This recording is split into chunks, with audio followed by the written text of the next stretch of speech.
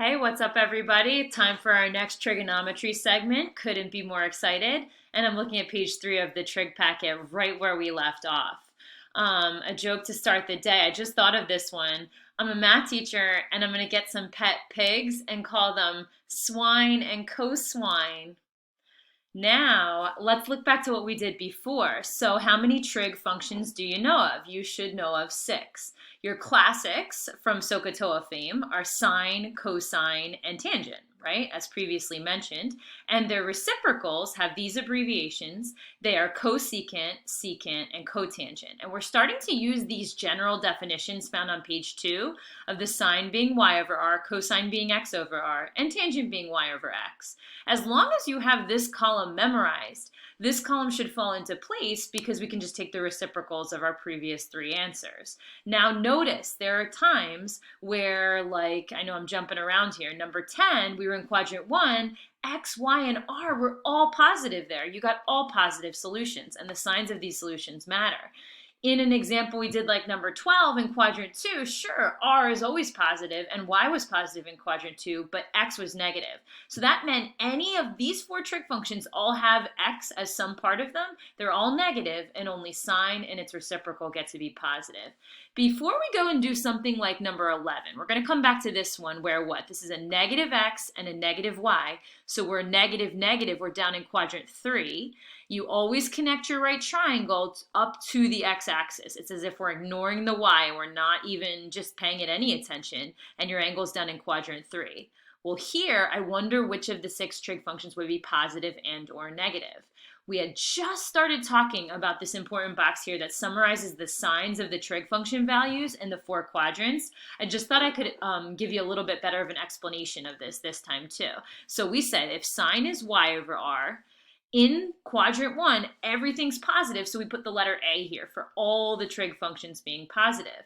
But in quadrant 2, right, the y is positive, but the x is negative. That means y over r is going to stay positive in quadrant 2, so sine's good to go, but cosine and tangent, which both have to do with x, are negative in that quadrant. As you look over this summary of signs and cycle yourself around the 4 quadrants, you're going to see only sine and its reciprocal are positive in quadrant 2. In quadrant 3, where x and y are both negative, only tangent and its reciprocal cotangent are going to be positive, because that's what tangent is. It's the ratio. It's y over x, so a negative over a negative would give you a positive in this quadrant. And in quadrant 4, you have a positive x, but a negative y, giving you positive cosine and its reciprocal secant, but negative tangent because y is in tangent, and negative for sine, right? Because y is also in sine. All right, so long story, kind of long. Here's a good acronym you could use to keep track of these signs. ASTC, if you're counting around quadrants 1, 2, 3, and 4. All students take, what do all students take? They take calculus, they take cookies. I'm going to say they take classes, right? Because if you're a student, you probably have to be taking classes to be considered a student. So ASTC, if you're ever forgetting, it tells you what trig functions are positive where. And I will try to keep referencing this when it comes to be useful in the unit. Take number 11 as a review. If you want to try it on your own, pause the video and turn it back on. That's fine with me. For space purposes, I'm just going to go with finding sine, cosine, and tangent here. I'm just going to skip the reciprocals for this one question. Okay. As always, you don't have enough info unless you know 2 of the 3 sides of this right triangle here. So we do. We know the x, I'll put -3, and the y is going to be -4. What we'll learn here is we actually don't need to put the negatives there as long as we remember ASTC, meaning this answer is going to have to be positive, but I should be getting negatives for both sine and cosine. Let's see if that occurs. Now, 3 and 4, we can use Pythagorean Theorem to get r equals 5, right? Because 16 plus 9 gives you 25, and you square root. You might be thinking, oh, this is a special right triangle. If 2 legs of a right triangle are 3 and 4, hypotenuse is definitely going to be 5, and that'll help get these 3 solutions. Does sine come out negative as predicted? Well, it should, right? Y over r, -4 over 5 comes out negative. Does cosine come out negative? -3 over 5, it does. And does tangent come out positive like we know it should in quadrant 3? Well, y over r, -4 over -3 gives you 4/3, comes out positive. What I sometimes find myself doing, and what you'll see me doing, is maybe I take a problem like number 12 and I don't even worry about the negatives till the end. Then in the very last part of the problem, before I commit to my final answers, I think back to what quadrant I'm in. I'm in the A-S quadrant. Quadrant 2 is going to be the S one.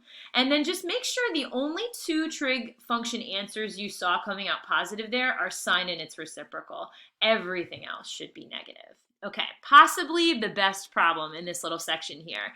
Let's think back to graphing lines, right? This looks like a linear function, x plus 2y equals 0. It says the terminal side of theta is given by this equation with this little restriction that x has to be at or above 0. So why don't we solve it for y? Because it'll be easier to graph by hand that way. I get 2y equals negative x when that gets moved to the other side, and y equals negative 1/2 x. So step 1 in one of these problems would be to solve for y. Step 2 would be, let's get a graph of this. We need at least 2 points to define a line. So what's a point you know of on this picture? Well, if I plug in 0 for x, 0 times negative 1/2 gives you 0 for y. This function goes straight through the origin. And why don't we use the slope of negative 1/2 to get a second point? You decide where you want that negative to go. I'll put it with the 1. That means I travel down 1, right? Rise over run. I'm going to go over 2 to get my second point. The same thing works if the negative were with the 2, right? We know how to do this. If you rose 1, you'd be running in the negative direction too. And you get something sort of like this.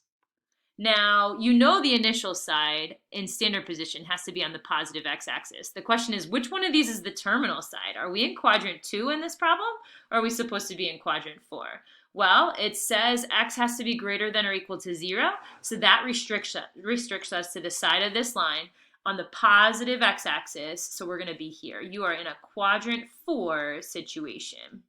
And I'll just put a theta there for quadrant 4. ASTC.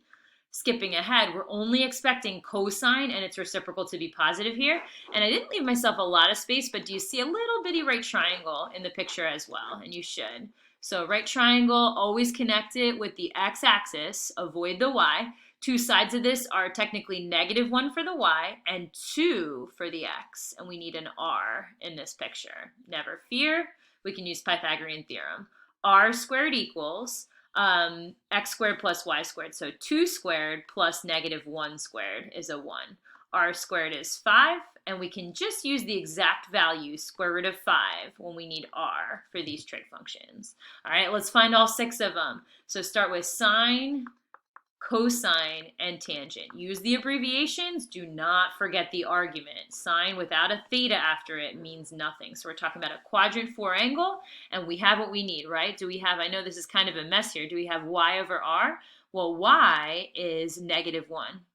I'll just write that so I remember. And x is going to be 2. Okay, so y over r, -1 over the square root of 5. Let's get that rationalized. So we can call that negative square root of 5 over 5. Okay, cosine x over r, x is 2. So we'll say 2 over square root of 5. Not a big surprise that this answer comes out positive because like we said, we're in the ASTC quadrant where cosine and its reciprocal are positive. Tangent, y over x. So -1 was y, x was 2. We can leave it like that. And let's get our reciprocals. Cosecant of theta. Let's flip this original version so that there's no need to rationalize anymore. So we'll go negative square root of 5. Secant of theta. Let's flip this original version, get square root of 5 over 2. And last but not least, cotangent of theta, reciprocal of -1/2. And again, ASTC has held up. The only 2 answers coming out positive were cosine and secant.